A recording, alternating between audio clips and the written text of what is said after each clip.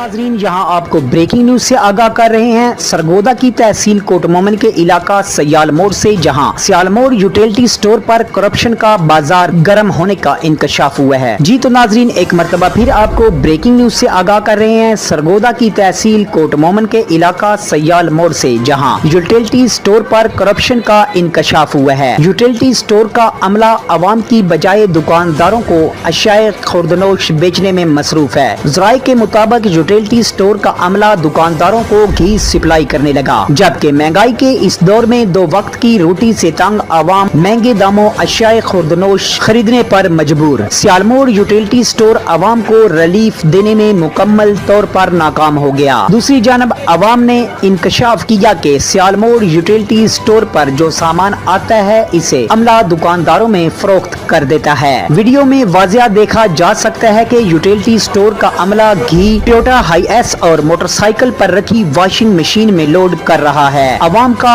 आला हुकाम से नोटिस का मुतालबा।